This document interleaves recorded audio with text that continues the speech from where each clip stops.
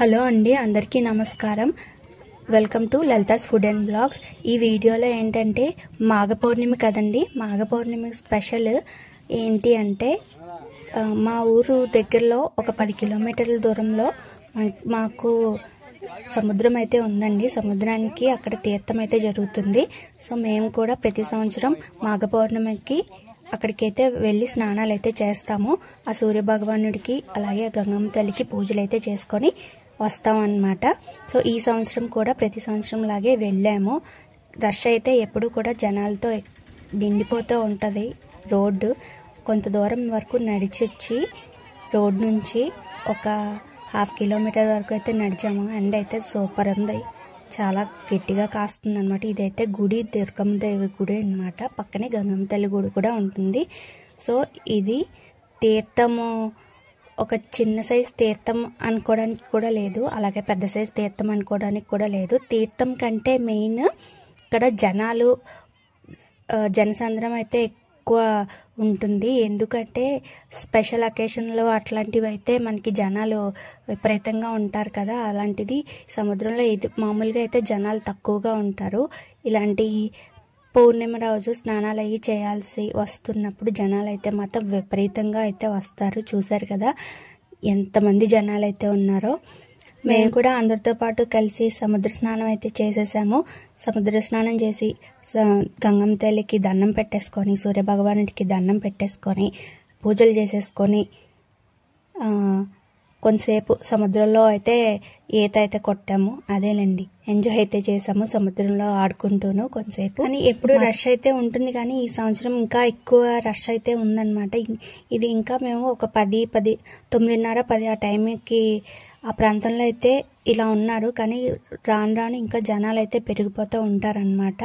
సముద్రం అయితే చాలా ఫ్లోటింగ్ అయితే ఎక్కువ ఉన్నట్టు అనిపించింది. కానీ ఇది కొంచెం డేంజరస్ ఏరియా కాదు కాబట్టి మేము చక్కగా పిల్ల పాపలతో అందరూ కూడా చక్కగా ఎంజాయ్ చేశారు. సో సూర్యుడు అండ్ దట్టు ఈరోజు పౌర్ణమి కదండి. కెరటాలు అనేది అలల తాకిడి ఎక్కువగా అయితే ఉంటుంది.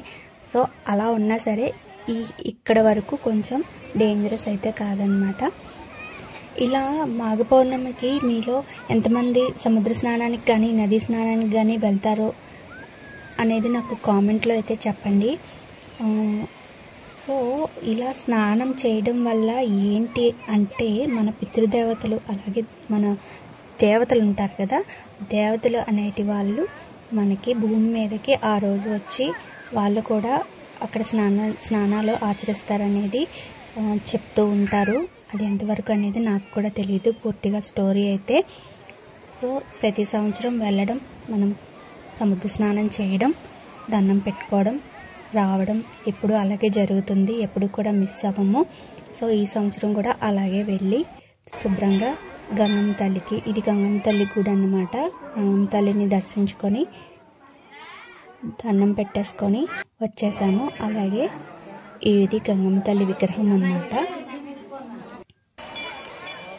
ఇదేమో దుర్గాదేవి గుడి అన్నమాట. గంగమ్మ తల్లి గుడి పక్కనే ఉంటుంది దుర్గాదేవి గుడి. సో అమ్మవార్లు ఇద్దరు కూడా చక్కగా అందంగా అయితే ఉన్నారు. జనాలందరూ కూడా ఫ్లోటింగ్ ఎప్పుడు కూడా ఇదే మాదిరి ఉంటుంది అన్నమాట. ఎప్పుడు జనాలతోటే ఉంటుంది, ప్రత్యేకంగా ఈ పౌర్ణమి రోజు. సో అమ్మవారు చూశారు కదా ఎంత అందంగా అయితే ఉన్నారో. వాటి నుంచి దండం పెట్టేసుకొని బయటకు వచ్చిన తర్వాత పిల్లలు ఆడుకునే వస్తువులు ఇక్కడ చిన్న తీర్థంలా అయితే పెడతారు ఎప్పుడు కూడా. ఈసారి అయితే ఇంకా ఎక్కువగా పెట్టారనమాట. అవన్నీ కూడా ఏం కొనలేదు, కానీ ఒక వీడియో అయితే తీశాను. ఎప్పుడు కూడా మనకి తీర్థాల్లో దొరికేవే కదా. సో ఇది ఈరోజు మాఘ పౌర్ణమి స్పెషల్ వీడియో అనమాట. చిన్న వీడియో, షార్ట్ వీడియో లాగా పెట్టాను అనమాట. సో ఎవరైనా సరే మా వీడియో కనుక చూస్తున్నట్టయితే ప్లీజ్ వీడియోస్ చూడండి. కంటెంట్ నచ్చితే కనుక లైక్ చేయండి, షేర్ చేయండి, అలాగే సబ్స్క్రైబ్ కూడా చేయండి.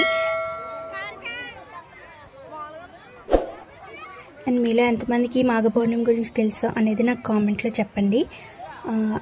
అప్పటి వరకు నెక్స్ట్ వీడియోలో మళ్ళీ కలుద్దాం. అంతవరకు ఉంటానండి.